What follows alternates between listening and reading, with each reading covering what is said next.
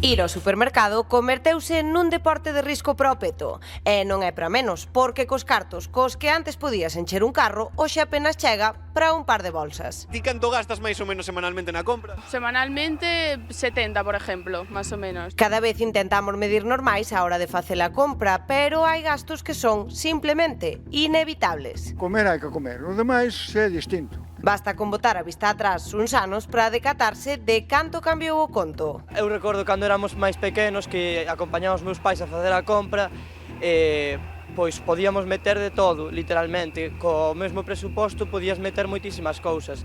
En cambio agora, pois, é moito máis... non se pode meter tantas cousas, está todo moito máis subido. Hai quen evita ir máis do necesario ao supermercado. Entras a por dúas cousas básicas e ao pasar pola caixa a conta rara vez baixa dos 50 euros. Para evitar sorpresas, son moitos os que prefiren organizarse con antelación e peregrinar de tenda en tenda buscando a mellor oferta. Yendo a distintos supers porque algunas cosas en unos tienen unos precios que no tienen sentido. O sea, que sempre comparando prezos entre distintos. Claro, sí. A sensación xeral é que todo subiu, pero en que notan máis a subida de prezo os galegos? Carne, peixe ou aceite, sobre todo. Eu no aceite noto moito, a verdade. É onde máis noto ese cambio. Los huevos hay mucha diferencia de precio. Ahora están muchísimo más caros. Igual subieron 2 euros, a lo mejor 2,5 euros. Unha realidade complicada co custo da vida en aumento mentres o poder adquisitivo non medra ao mesmo ritmo. Claro, é que ese é o gran problema, porque se subiran os prezos no supermercado, pero o noso salario fixera o mesmo ritmo, pois as contas cadrarían. O problema é que os salarios pois non soben, Bernardo, todo o Cantas contrario. veces escoitamos, cambiei 50 euros e non trouxen nada, nin carne, nin peixe, nada gordo, non? Cando falamos de poder adquisitivo, falamos pois diso, de canto podes mercar co teu salario. Se o teu soldo sobe, pero os prezos soben case ao mesmo ritmo, esa cesta enchese igual que antes, dicía este amigo da rúa.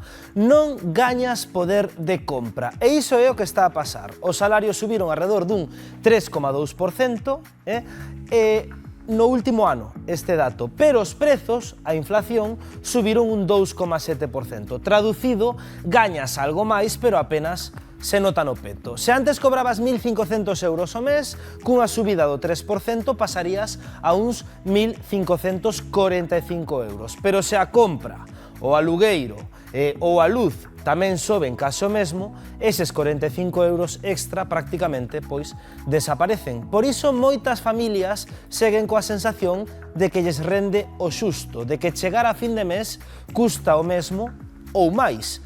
Pódese comprobar no súper, cos alimentos case un 30% máis caros, xa non somos tanto de carros ata os topes. Levamos o consumo o día, imos con máis frecuencia e a polo imprescindible, non, Óscar?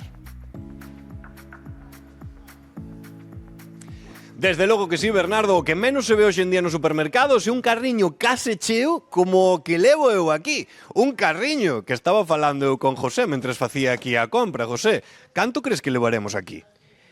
Aí, así a bote pronto, seguramente 50 euros, 60. O sea, máis de 50 euros aquí e non temos o carriño cheo. Isto antes, con 50 euros, estaba botando por fora. Seguramente, porque mira, estou fijando a carne que leva 6 seguramente vai andar en 30 e pico euros, o atún 8 e pico, así que xa estamos entre atún e carne nos 40 tranquilamente. É que está subindo todo, porque sube, levamos froita tamén, a froita subiu moitísimo, as conservas subiron moito, a leite subiu moito, Dios mío, subiu todo. Sí, está subindo pouco a pouco, eu creo que vai seguir subindo, porque aínda en algúns produtos seguramente aínda non lle imputaron o tema do tema da guerra dos carburantes, entonces eso vaise seguir axustando ao largo do brao, eu creo. Onde notades que a xente xa se corta un pouquiño máis, o mellor na froita, na carne, onde notas, José?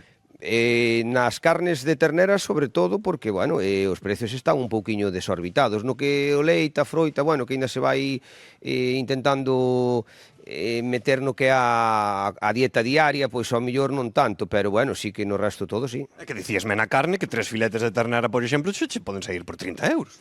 É que, vamos a ver, estamos falando de 16, 17 euros o kilo, se os filetes son grandes, claro. E agora a xente, entendo que claro, isto de facer un carriño de enchelo ata arriba cada vez menos, a xente vai o día. Sí, as compras está claro que van un pouquiño máis ao día, máis compra do día e de proximidade tamén.